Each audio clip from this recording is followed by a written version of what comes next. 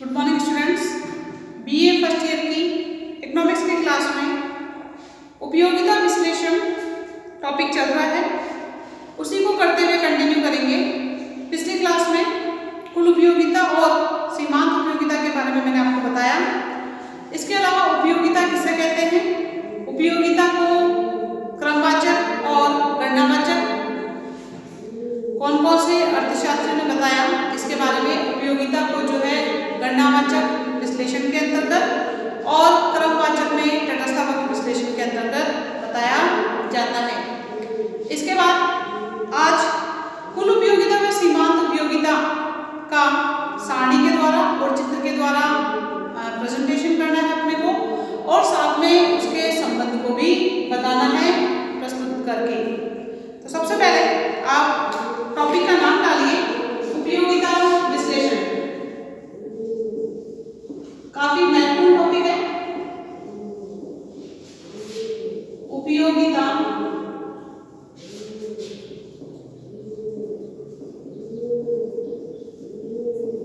विश्लेषण। इसके अंतर्गत कुल उपयोगिता व कुल उपयोगिता व सीमांत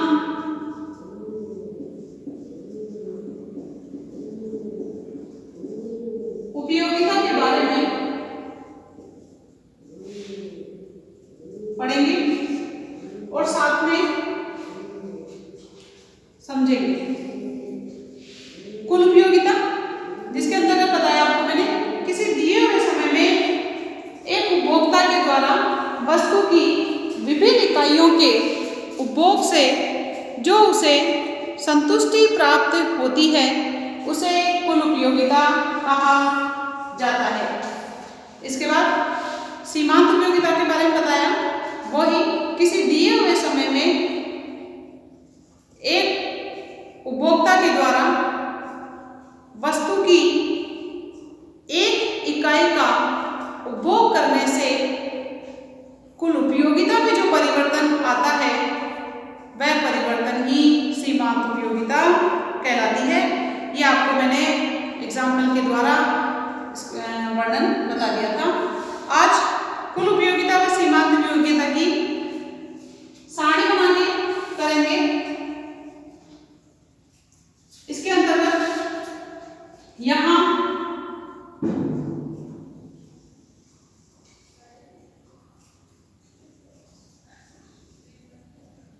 वस्तु की इकाई आ जाएगी, वस्तु की इकाई यहाँ पर TU आ जाएगा और यहाँ पर MU आ जाएगा। आप समझ लेना TU का मतलब क्या है और MU का मतलब क्या है। वस्तु की इकाई जो कि डबल रोटी है, तो अपन इसको नाम से ही स्पष्ट करेंगे डबल रोटी। क्या लेंगे यहाँ पर, डबल रोटी की यहाँ पर मात्रा आ जाएगी, TU की इकाइयां, और यहाँ पर MU की भी इकाइयां आएगी। जब उपभोक्ता बहुत भूखा होता है तो वो एक रोटी खाता है, एक रोटी खाएगा तो उसे 12 के बराबर उपयोगिता मिलेगी, जो मैंने आपको पहले बताया। फिर दूसरी खाएगा तो 20, तीसरी खाएगा तो 26, चौथी रोटी खाएगा तो 30, पांचवी रोटी खाएगा तो 30, छठी रोटी खाएगा तो 28 के बराबर उपयोगिता उसे प्राप्त होगी। कुल उपयोगिता में मैंने आपको बताया समय कैसा है, समय दिया हुआ है, दिए हुए समय के अंतर्गत ही ये TU और MU का मापन किया जाएगा। तो यहाँ पर 30 कर दिया, 32 आएगा यहाँ पे, 32 और यहाँ पर आएगा आपका 30। एक समय के बाद क्या होगा, उपयोगिता बढ़ने की जगह घटने लग जाती है।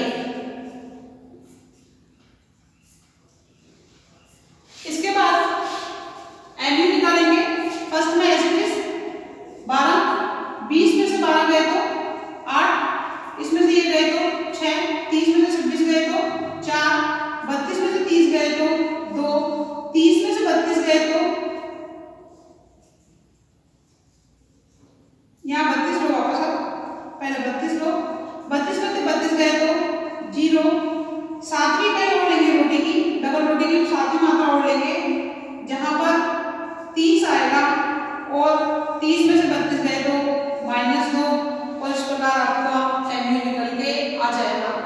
एमयू निकालने का एक फॉर्मूला है delta T U upon delta Q, ये एमयू निकालने का फॉर्मूला होता है, आप इसको ध्यान रखो। डेल्टा टी का मतलब होता है जो कुल उपयोगिता होती है उसमें अंतर अपॉन जो वस्तु की इकाई होती है उसमें अंतर। जैसे निकाल के बता दूं आपको, ये 20 फर्स्ट का तो ऐसे 12 आ जाएगा, 20 में से 12 गए तो कितने बचे 8, इधर 2 में से 1 गए तो कितना बचा 1, जब आप 8 में 1 का भाग लगाओगे तो 8 आ जाएगा। इस फॉर्मूले के द्वारा निकालना, आपको याद करने की जरूरत ही नहीं है, समझना है बस। सेकंड वाला देखो, 26 में से 20 गए तो 6, 3 में से 2 गए तो 1, जब आप 6 में 1 का भाग लगाओगे तो 6 आ जाएगा। यानी डेल्टा का मतलब क्या होता है, डेल्टा का मतलब होता है अंतर। अंतर किसका, टीयू का, कुल उपयोगिता का अंतर। अंतर से तो निकालेंगे, परिभाषा आपको भी की थी कि एक वस्तु की इकाई का उपभोग करने से कुल उपयोगिता में जो परिवर्तन आता है वो आपका क्या कहलाता है, सीमांत उपयोगिता कहलाता है। इस प्रकार इस फॉर्मूले को याद रखना है, delta T U upon delta Q. इसके अंदर डेल्टा का मतलब अंतर होता है, टी यू का मतलब कुल उपयोगिता हो गया, नीचे वाले डेल्टा का मतलब अंतर हो गया, क्यू का मतलब वस्तु की इकाइयां हो गई। इस प्रकार डेल्टा अंतर को शो करता है, इसको याद रखो, डेल्टा अंतर या परिवर्तन जिसका बात करेंगे हम, और टीयू कुल उपयोगिता, कुल उपयोगिता, क्यू वस्तु की मात्रा या इकाई जिसको आप बोलोगे। अब यहाँ पर देखो, ये जो सारणी मैंने बनाई है जिसमें आपको एमयू निकालना आ गया होगा, टीयू तो आपको याद रखना पड़ेगा। इसके अंतर्गत ये मैंने आपको निकालना बता दिया, जब उपभोक्ता को बहुत ज्यादा भूख लगेगी, पहली रोटी खाएगा तो उसे 12 के बराबर उपयोगिता मिलेगी, दूसरी रोटी खाएगा तो 20, तीसरी रोटी खाएगा तो 26, चौथी खाएगा तो 30, पांचवी खाएगा तो 32, छठी खाएगा तो 32 और सातवीं खाएगा तो 30। कहने का मतलब शुरू में कुल उपयोगिता जो 12 से लेके 32 तक है, ये कुल उपयोगिता आपको घटती हुई दर से बढ़ती है 12 से लेकर 32 तक। इसके बाद ये अधिकतम हो जाती है 32 तक, और उसके बाद भी फिर भी आप रोटी जबरदस्ती उपभोक्ता को खिलाओगे तो उपयोगिता बढ़ने की जगह क्या हो जाएगी, घटने लग जाएगी, जो कि 32 से 30 पे आ जाती है। इस प्रकार आप जब इसका वर्णन करोगे, शुरू में टीयू घटती हुई दर से बढ़ती है, इसके बाद ये छठी इकाई पर अधिकतम हो जाती है और सातवीं इकाई पर ये घटने लग जाएगी। इसका चित्र बनाएंगे अपन। एमयू की बात करेंगे, एमयू शुरू से ही देखो बढ़ती हुई दर से एमयू शुरू से ही घटने लग जाता है। जहां टीयू अधिकतम होता है वहां एमयू शून्य होगा, और जहां टीयू घटने लगेगा वहां एमयू क्या हो जाएगा, ऋणात्मक हो जाएगा। इस प्रकार आप इस सारणी का वर्णन कर सकते हो। इसके साथ ही टीयू और एमयू का संबंध भी बता देंगे बाद में, पहले आप इसका डायग्राम बना लो। इसके अंतर्गत 2 डायग्राम बनेंगे, एक ऊपर और एक जस्ट उसी के नीचे, उसी के नीचे बना देंगे। ये आपका एक्स, ये आपका वाई, ये 0। यहाँ पर कुल उपयोगिता होगी, कुल उपयोगिता इधर करते थे, वाई एक्स पर कुल उपयोगिता। अब कुल उपयोगिता देखो, अधिकतम 32 है तो आप 4, 8, 12, 16, 24, 28 और ये 32 हो गया। रोटी की इकाइयाँ डबल रोटी की 1, 2, 3, 4, 5, 6 और ये 7। यहाँ पर आप डबल रोटी की मात्रा कर देना। डबल रोटी की मात्रा कहाँ पर एक्स एक्स पर है और वाई एक्स पर कुल उपयोगिता है। इसी प्रकार नीचे वाला करेंगे। नीचे वाले में एक्स एक्स पर आपकी डबल रोटी की मात्रा आएगी और वाई एक्स पर आपकी सीमांत उपयोगिता आएगी। इस डायग्राम के द्वारा कुल उपयोगिता और सीमांत उपयोगिता का संबंध भी मैं आपको साथ साथ ही बता दूंगी। अब इसमें देखो सीमांत उपयोगिता सबसे ज्यादा कितनी है? 12 है, 12। तो यहाँ पर 2, 4, 6, 8, 10 और ये 12 है। और नीचे की तरफ आ जाएगी आपकी -2 और भी करो तो -4 आ जाएगा। इस प्रकार इस डायग्राम को अपने को बनाना है और टीयू और एमयू का संबंध भी बताना है। इसके अंदर देखिए जब स्टार्ट करते हैं तो कोई रोटी यूज ही नहीं करी तो उपयोगिता 0 के बराबर है। फर्स्ट की तो 12, यहाँ फर्स्ट पे 12 पे निशान लगा लो। सेकंड पे आपके 20, सेकंड पे 20, यहाँ 20 भी कर देना, 20 रह गया। इसको थोड़ा सा मैं हटा देती हूँ ऊपर से।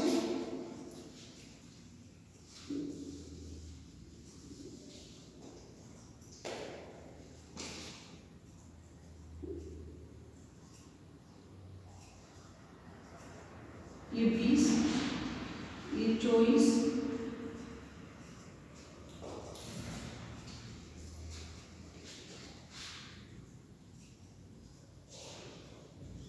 ये 28 और ये 32 और ये हो गया आपका 22। हाँ तो फर्स्ट पे 20 है, फर्स्ट पे 12, ये 12 हो गया आपका। सेकंड पर 20, ये 20 हो जाएगा। थर्ड पर आपका देखो 26 है तो थर्ड पर 26, 24 से थोड़ा सा आगे ये 26। फोर्थ पर 30, ये फोर्थ है, इस पर 30 जस्ट 32 के थोड़ा सा नीचे ये 30 फोर्थ पे ये 30 आ गया। फिफ्थ पर 32 है, 5 रोटी पर 32, ये छठी पर फिर 32, ये देखो और 7वीं पर 30 और ये 7वीं पर 30 वापस इसके बराबर यहाँ आ जाएगा। इस प्रकार इन डॉट्स को मिलाते हुए ये फर्स्ट, ये सेकंड, ये थर्ड, ये फोर्थ, फिफ्थ, 6 और 7 ये आपकी टीयू बन जाएगी। ऐसे बनाना है सारणी के द्वारा। पहली रोटी पर इतनी, दूसरी पर इतनी, तीसरी पर इतनी, ऐसा करते करते आपका टीयू वक्र बन जाएगा। अब बनाते हैं एमयू वक्र। एमयू में देखो फर्स्ट वही डबल रोटी की मात्रा शो करनी है अपने को। 1, 2, 3, 4, 5, 6 और 7। इसमें देखो फर्स्ट पे 12, ये फर्स्ट है, इस पर 12, सेकंड पर 8, ये आपका 8, थर्ड पर हो जाएगा 6, ये थर्ड है, इस पर 6, फोर्थ पर 4, ये फोर्थ है, इस पर 4, यहाँ आ जाएगा। फिफ्थ पर 2, फिफ्थ है, इस पे 2, ये 6 पर 0 और 7 -2 ये यहाँ पे आ जाएगा। इस प्रकार देखो इसको यहाँ ऊपर से शुरू करते हुए ऐसे डॉट से डॉट जब आप मिलाओगे तो डॉट से डॉट मिलाते हुए 0 से नीचे होते हुए ये -2 पे चला जाएगा और ये बन जाएगा आपका एमयू का डायग्राम। सारणी के द्वारा बनाना है, रटने की जरूरत ही नहीं है बिल्कुल भी। इसके बाद टीयू और एमयू का संबंध बताऊंगी चित्र के द्वारा। अब जब ये डायग्राम बन गया उसके बाद आपको क्या करना है, इसका स्पष्टीकरण करना है। चित्र का स्पष्टीकरण करना भी आवश्यक होता है। इसलिए स्पष्टीकरण करेंगे। प्रस्तुत चित्र में ये जो ऊपर वाला चित्र है इसको ए कर दो और जो नीचे वाला चित्र है इसको आ कर देंगे। प्रस्तुत चित्र में या सारणी में देखते हैं, सारणी का भी साथ में दे देना। प्रस्तुत सारणी में डबल त्रुटि की मात्राएं ली गई है। डबल त्रुटि की मात्राएं जो है वो किसी दिए हुए समय में जब उपभोक्ता वस्तु की इकाई का उपभोग लगातार करता है तो उसे जो उपयोगिता मिलती है, जो संतुष्टि मिलती है, वो उसकी कुल उपयोगिता कहलाती है।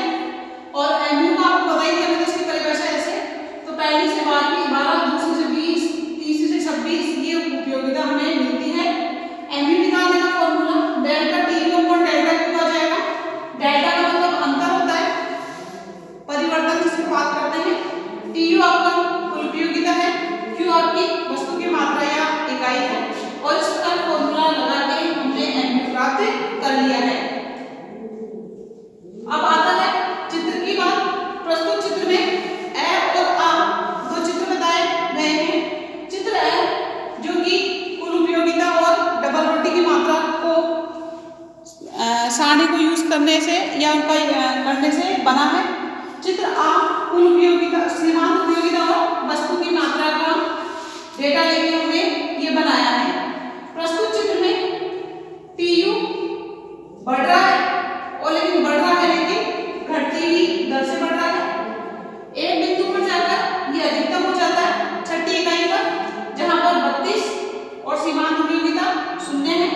और तीसरी 7वीं इकाई पर ये जो है 32 के बाद उपभोक्ता और भी डबल त्रुटि का उपभोग जारी रखता है तो उसे बढ़ने की जगह उपयोगिता घटती हुई प्राप्त होती है, जो हमें 32 के बाद 30 से स्पष्ट हो जाती है। इस प्रकार इन सभी उपयोगिता प्राप्त बिंदुओं को जब हम मिलाते हैं तो हमें टीयू वक्र प्राप्त हो जाता है। एमयू वक्र की बात करते हैं। चित्र आ जो कि सीमांत उपयोगिता और डबल त्रुटि की मात्रा को बताता है। इसमें उपभोक्ता को सीमांत उपयोगिता घटती हुई दर से मिलती है। ये देख लो आप सारणी बनाई गई है 12, 8, 6, 4, 2, 0, -2। इसमें उपभोक्ता जैसे जैसे वस्तु का उपभोग करता है प्राप्त होने वाली उपयोगिता लगातार घटती चली जाती है। इन विभिन्न बिंदुओं को जब मिलाते हैं तो हमें सीमांत उपयोगिता वक्र प्राप्त हो जाता है। इस प्रकार आपको चित्र का वर्णन कर देना है।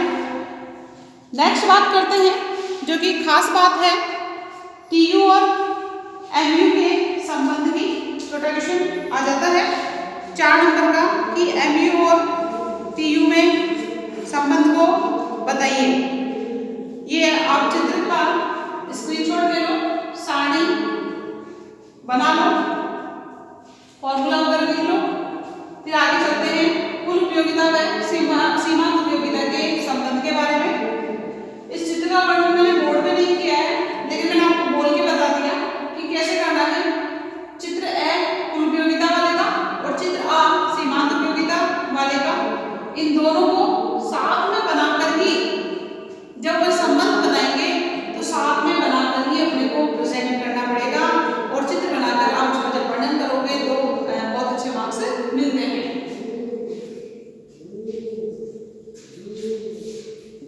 डायग्राम ऐसा कैसे रहेगा, वैसे भी इंडेक्स निकाली क्योंकि यहाँ हम कुल उपयोगिता और सीमांत उपयोगिता का संबंध लिखेंगे। और संबंध कैसे लिखना है बताती हूँ। कुल उपयोगिता व सीमांत उपयोगिता का संबंध हेडिंग डाल लीजिए। कंटिन्यू है, लेकिन कई बार हम अलग से क्वेश्चन बना के पूछ लिया जाता है। छोटे क्वेश्चन में तो कुल उपयोगिता और सीमांत उपयोगिता की परिभाषाएं पूछ ली जाती है। बड़ा क्वेश्चन पूछा जाता है तो कुल उपयोगिता व सीमांत उपयोगिता का अर्थ बताते हुए सारणी व रेखा चित्रों की सहायता से वर्णन करते हुए कुल उपयोगिता व सीमांत उपयोगिता का संबंध भी स्पष्ट कीजिए। कई बार छोटा क्वेश्चन बना दिया जाता है कि कुल उपयोगिता और सीमांत उपयोगिता में क्या संबंध है, समझाइए।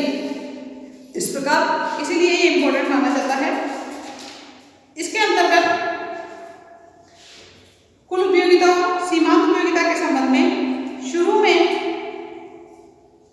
से ही सीमांत उपयोगिता को घटता हुआ दिखाया गया है, जो कि सारणी मैंने आपको मिटा दी 12, 8, 6, 4, 2, 0, -2। उसे आपको साफ साफ दिख रहा है कि घटता हुआ है। इस सारणी से स्पष्ट होता है कि जब कुल उपयोगिता बढ़ती है तो सीमांत उपयोगिता घटती है। मैं इधर से हल्का सा वापस बता देती हूँ थोड़ा सा, जिससे सारणी से आपको पूरा समझ में आ जाएगा। यहाँ पर TU कर देती हूँ, यहाँ पर MU कर देती हूँ। TU में वही 12, 20, 26, 30, 32, 32 और 30। यहाँ 8, 6, 4, 2, 0 और -2। इससे ज्यादा स्पष्ट हो जाएगा आपको। अब यहाँ पर देखो, शुरू से ही MU घटती हुई दिखाई गई है। MU क्यों घट रही है? क्योंकि TU घटती हुई दर से बढ़ता है, इसलिए। तो सारणी से स्पष्ट है, जब कुल उपयोगिता या TU बढ़ता है तो MU घटता है।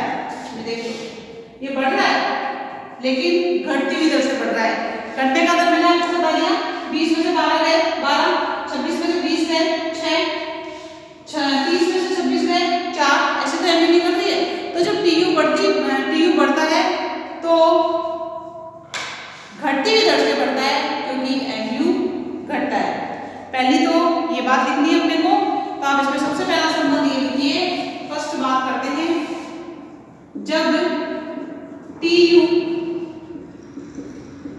बढ़ता है तो MU घटता है। जब TU बढ़ता है तो MU घटता है। यहाँ पर TU घटती हुई दर से बढ़ता है। साथ में ये भी लिखोगे, यहाँ पर TU घटती हुई दर से बढ़ता है। आपको बिल्कुल सारणी के द्वारा बता देना, 12, 20, 26, 30, 32, 32, 0। ये बढ़ता हुआ दिख रहा है लेकिन घटती हुई दर से बढ़ रहा है। पहला संबंध आपको ये बताना है। नेक्स्ट संबंध की बात करते हैं, जब कुल उपयोगिता अधिकतम होती है तो सीमांत उपयोगिता कैसी होगी? शून्य होगी। ये देखिए छठी इकाई पर सेकंड, जब TU अधिकतम होती है तो MU शून्य होगी। और ये देखो 6 इकाई पर अपने को यहां से स्केल से जब आप लेके आओगे तो बिल्कुल स्ट्रेट आएगा और ये आपका नीचे 0 वाली इकाई से मिल जाएगा। ये समझो, TU देखो वहां पर छठी इकाई पर क्या है? अधिकतम है। छठी इकाई पर जो TU अधिकतम है, जो कि 32 है, वहीं MU की अगर हम बात करते हैं तो छठी इकाई पर कितना आ रहा है? 0 आ रहा है। बता देंगे। तीसरा संबंध लिखेंगे हम, जब TU घटता है तो MU ऋणात्मक हो जाता है, जो कि यहाँ पर जो कि 7वीं इकाई पर आप कर सकते हो, जो कि 7वीं, लेकिन वहां एग्जाम में डायग्राम बनाओगे 7वीं इकाई दोगे तभी आएगा। ध्यान रखना, मैंने यहाँ बनाया है, प्रस्तुत किया, इसलिए मैं लिख लूं जो कि 7वीं इकाई से प्राप्त होता है,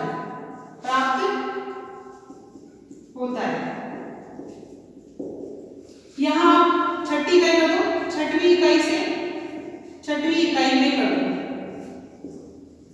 छठवीं इकाई में TU अधिकतम और MU क्या है? शून्य है। इसके बाद जब TU बढ़ता है तो MU बढ़ता है, और यहाँ पर TU घटती हुई दर से बढ़ता है, तो यहाँ पर करो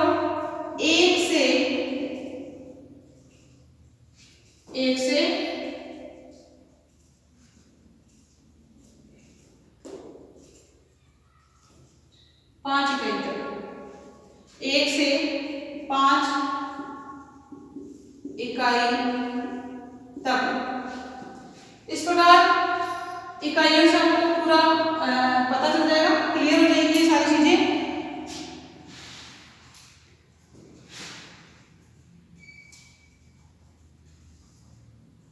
कुल उपयोगिता और सीमांत उपयोगिता का संबंध चित्र के द्वारा, सारणी के द्वारा बता सकते हैं। और इसको आप पॉइंट्स में देना। 3 ही बातें इसके अंतर्गत आएगी कि जब टीयू बढ़ता है तो एमयू घटता है।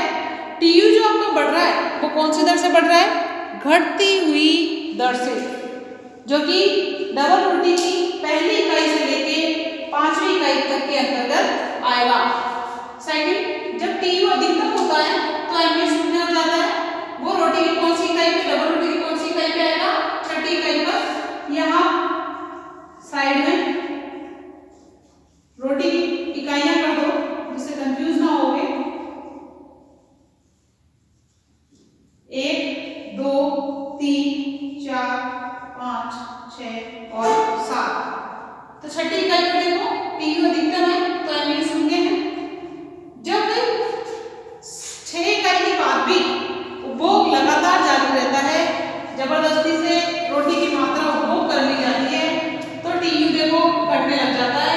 तो आपको जब टीयू घटता है तो एमयू ऋणात्मक हो जाता है, जो कि 7वीं इकाई से प्राप्त होता है।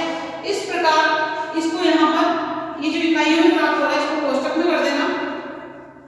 ये तो मैंने आपको समझाने के लिए बताया है कि 1 से 5 इकाई तक घटती हुई दर से, छठी इकाई पर अधिकतम, 7वीं इकाई से ऋणात्मक प्राप्त होता है। और इस प्रकार कुल उपयोगिता व सीमांत उपयोगिता का आपका बड़ा क्वेश्चन बन जाएगा, जिसमें पहले उपयोगिता के बारे में बताना है, उपयोगिता को 2 रूपों में प्रस्तुत किया उसके बारे में बताना है, कुल उपयोगिता का लाभप्रदता से संबंध नहीं होता है उसके बारे में बताओगे। इसके बाद कुल उपयोगिता की परिभाषा दोगे, सीमांत उपयोगिता की परिभाषा दोगे, फिर इंडेक्स सारणी बनाओगे रोटी वाली। इसके बाद इसका वर्णन करोगे, चित्र का वर्णन करोगे, सारणी का वर्णन करोगे। इसके बाद चित्र बनाओगे, इन चित्र को बिल्कुल इंडेक्स के द्वारा बनाना है। इसके बाद इन दोनों का स्पष्टीकरण करोगे, रेखा चित्रों का स्पष्टीकरण करने के बाद कुल उपयोगिता और सीमांत उपयोगिता का संबंध बताओगे, जब जाके आपका ये क्वेश्चन कंप्लीट होगा। कई बार 10 नंबर का क्वेश्चन पूछ लिया जाता है कि कुल उपयोगिता व सीमांत उपयोगिता का संबंध चित्र व सारणी के द्वारा स्पष्ट कीजिए। इसके अंतर्गत आपको यही लिखना है। चित्र में मैं आपको एक बात याद दिला दूं, कई बार बच्चे जो है डायग्राम के अंदर एक्स एक्स पर क्या शो करना है, वाई एक्स पर क्या शो करना है, करना ही भूल जाते हैं। तो एग्जामिनर को कैसे पता होगा कि आपने एक्स एक्स पर क्या लिया है और वाई एक्स पर क्या लिया है? इसलिए वाई एक्स पर आपको बिल्कुल वही चीज लिखनी है जो आपको चित्र में प्रस्तुत करनी है, एक्स एक्स पर आपको वही चीज शो करनी है जो आपको डायग्राम में बतानी है, क्योंकि तभी एग्जामिनर को पता होता है कि वास्तव में बच्चे ने पढ़ाई ध्यान से की है। इसके अलावा वाई एक्स पर एक्स एक्स पर शो करने के बाद डायग्राम को बिल्कुल एक्यूरेट बनाना है, सही बनाना है। और बनाने के बाद ऐसा नहीं है कि आप छोड़ दो उसको, उसका स्पष्टीकरण ही ना करो। स्पष्टीकरण करना बहुत जरूरी होता है, क्योंकि स्पष्टीकरण करने से ही पूरी स्थिति क्लियर होती है। जो एग्जामिनर का जो मकसद होता है वो ये होता है कि वास्तव में बच्चे ने पढ़ाई करी है या सिर्फ थोड़े दिन पढ़ाई करके रट्टा मार के उसने एग्जाम दिया है। इसलिए हमें इन सारी चीज़ों को बिल्कुल टू द पॉइंट प्रेजेंट करना है। नेक्स्ट क्लास में जब हम मिलेंगे उसमें पानी व हीरे की पहेली के बारे में कुछ अध्ययन करेंगे, क्योंकि कई बार पानी व हीरे की पहेली का क्वेश्चन एग्जाम में पूछा गया है। और उसके बाद सीमांत उपयोगिता ह्रास नियम के बारे में किया जाएगा। आज इतना ही।